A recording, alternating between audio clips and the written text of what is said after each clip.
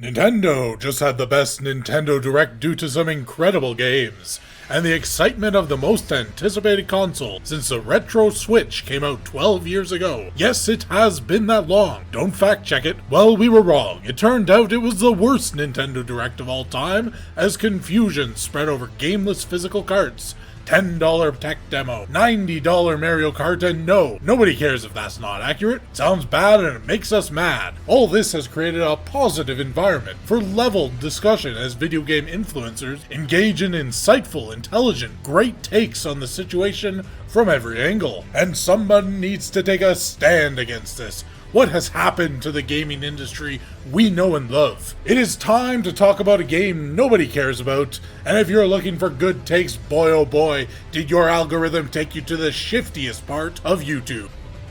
First of all, recognition is due. Thank you so much, Overlook, for fat representation and putting disabled people on the front lines where they belong. Enacting Operation Human Shield, and I'm not implying you're using margarine communities as a human shield to protect you from criticism over your business practices and the way your execs allegedly treat women.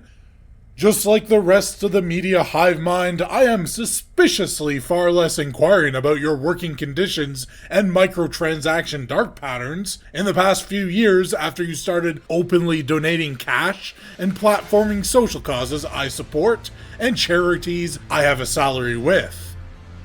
It was a good attempt, Blizzard, but you're still decades behind with your DEI human value grading system because while you were trying to inject diversity in the form of play and identity trait darts, with the hopes that people would forget you spent years injecting your human resources in human resources and awarding cube-crawling drunk molesters with fresh titty milk.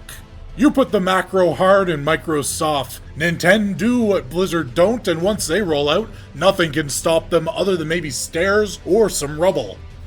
If a single character having a disability is being seen, then having the entire cast is blinding. Blizzard, why don't we see any visually impaired heroes in your games? I'm sure they'd appreciate being seen more than anyone else. Imagine a hero that turns the screen dark, and you have to rely on blind powers, like super hearing and echolocation.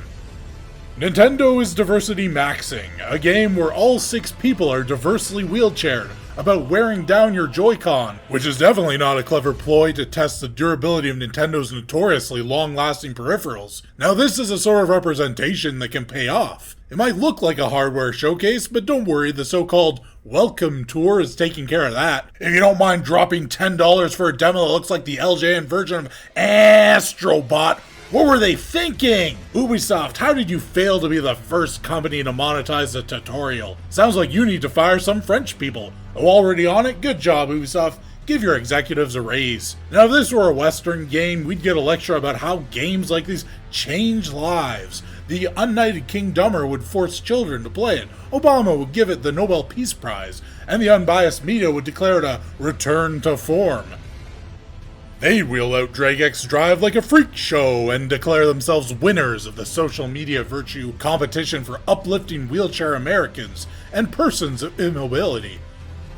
Enjoy the positivity while it lasts, because when we red coke-blooded Walmart fried chicken jockeys become the majority, it's all downhill from here, and let's assure you, getting back up that hill is one of those things that is not as easy as Dungeons and Drag Queens makes it out to be. Let's not just single out Ubisoft, don't want to be a downer on their 5 billion AC Shadow activations. My editor is telling me one more negative shot, and we're not getting a code for Hexe. What would Disney have done? I'm looking forward to the live-action rendition of DragX Drive where nobody on set played the game or bothered to read past the first word in the title. Most of the movie would completely depart from source material as self-insert protagonist takes on the representation of the writer's real-world, self-inflicted trauma to become the leader they were born to be. Not a single legs deficient actor is hired, the drivers are all CGI, defeating the entire point of live action, as Disney still can't seem to figure out if they want to go with character identity traits must be one for one with the actor to respect their culture, or hiring a dwarf actor to play a dwarf character is problematic. Since at the end of the day it's not about helping people in marginal communities, it's about sending a message that we're good people who deeply care as long as you keep the things we care about out of our rich person spaces. If this were a Sony game, they'd have spent $400 million scouting out and buying the studio, putting together a team that represents the diversity of a college course on cutlery music in Neolithic Sudan.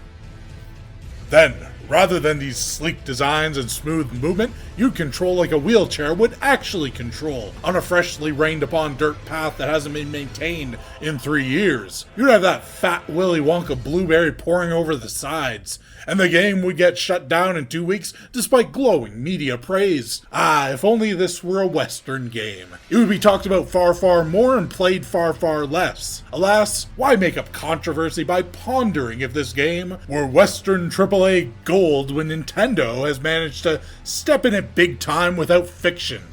They seem to think the developers of this demo game deserve to be paid. Not in real American cash, mind you, but in something called yen, which is worth about as much as a Bitcoin 15 years ago. That's some serious audacity right there. This feels like a direct attack on the ways of my people. Japan, we have Vice on speed dial, just waiting to write another baseless hit piece. Do we need to send Yasuke back to save your country again? Job security, salary for your efforts, a game that is just there to be a game? I hate to repeat the sentiments of the Roach King, but some cultures are just not conducive to the poor working conditions we expect in a civilized society. At least tell me they did 80-hour crunch weeks for the 2 years leading up to release while having to constantly fear a drunk coworker, interrupting their coding by popping up between their legs with fresh man milk on his lips, or this just will not be up to Western AAA gaming standards. Although, if this gives you the same exhaustion and wrist pain of using an actual unpowered skibbity scooter, perhaps you were judged too harshly. This might just be the cure for not having arthritis. In its lane, moisturized, unbothered, Dragon Drive is gonna sell big on release. But I predict when it comes to longevity, it will have 0 legs.